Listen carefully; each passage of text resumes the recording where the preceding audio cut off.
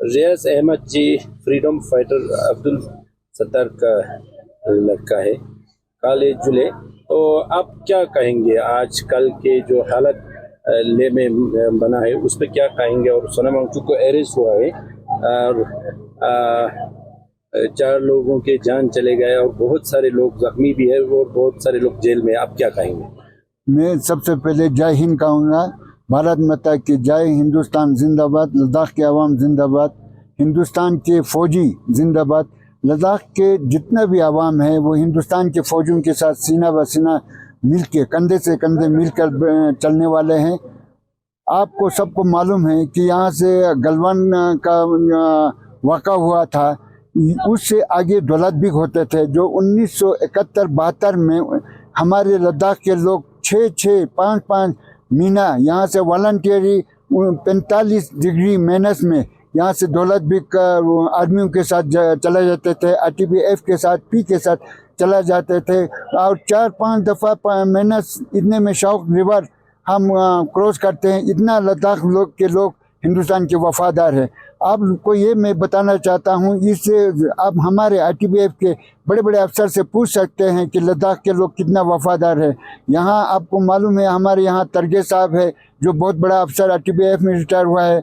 हमारे धचन साहब है, अभी जिंदा है। हमारे नूरबू साहब है। ये सब बड़े अफसर है, जो इनसे पूछिए लद्दाख के लोग कितना वफादार हैं। आपको एक बात बताऊंगा मैं, जो करगिल वार हुआ, लद्दाख के लोग, लद्दाख के लड़कियां जो 19 जितने भी लोग 80 साल का बूढ़ी भी हो तब भी वहाँ किचन, आदमी को किचन करने के लिए, रोटी बनाने के लिए जाने के लिए तैयार हो गए। बल्कि यहाँ के जो दुकानदार जो नॉन लोकल है वो भागने की कोशिश किया है। और इसी तरह से गलवान में जो गड़बड़ हुआ, हमारे लोग दिल्ली से, जम्मू से, चंडीगढ़ से यहाँ आर्मी को मदद करने के लिए आना शुरू कर दिया, मगर यहाँ के कुछ फसल बटेर लोग यहाँ से भागने की कोशिश किया। मगर अफसोस की बात है, इस ऐसे हिंदुस्तान के कुछ लोगों ने हमारे लोगों पर ब्लेम किया। हम हिंदुस्तान के वफादार हैं। हमारे 8 साल के बच्चे से लेकर 80 साल के बूढ़ा तक हिंदुस्तान जिंदाबाद। हिंदुस्तान के तमाम एक आदमी को पता होना चाहिए कि जितना हम हिंदुस्तान के लिए वफादार है, कोई भी नहीं हो सकता है। यहाँ हम बॉर्डर पर जाने के लिए, हम बॉर्डर हिंदुस्तान और पाकिस्तान, हिंदुस्तान और चाइना के बॉर्डर पर हम एक सिपा सालार की तरह बैठे हुए, इसके ऊपर ब्लेम करना हमारे लद्दाख के लोगों को ये बिल्कुल बर्दाश्त नहीं है। ये हमें बड़ा दुख हुआ। अभी भी हम लोग ये कहेंगे, जब भी स्पीच करेगा, जब भी कुछ कहेगा, हिंदुस्तान जिंदाबाद, हिंदुस्तान के अवाम जिंदाबाद बोलते हैं। लेकिन ये हमारे एक बच्चे जो हमारा 3 लाख से ज़्यादा ही आबादी है, वो अभी भी सिपा सालार है हिंदुस्तान के लिए। उसके ऊपर ब्लेम करना हमको पसंद नहीं है।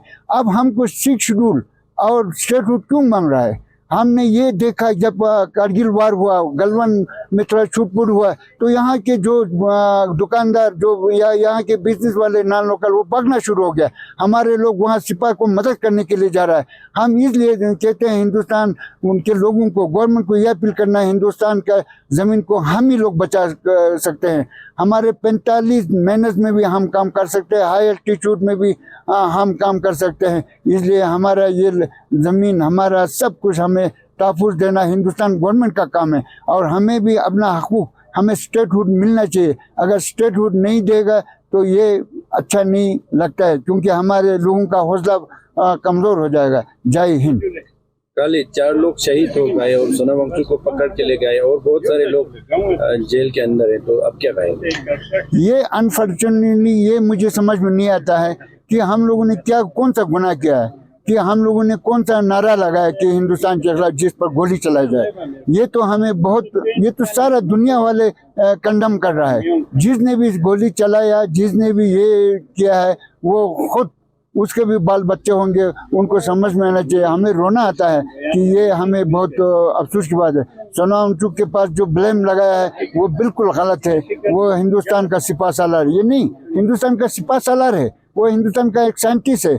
वो हिंदुस्तान के लिए कुर्बान देगा, वो दूसरों के लिए कुर्बान नहीं, क्योंकि वो लद्दाख का एक लड़का है।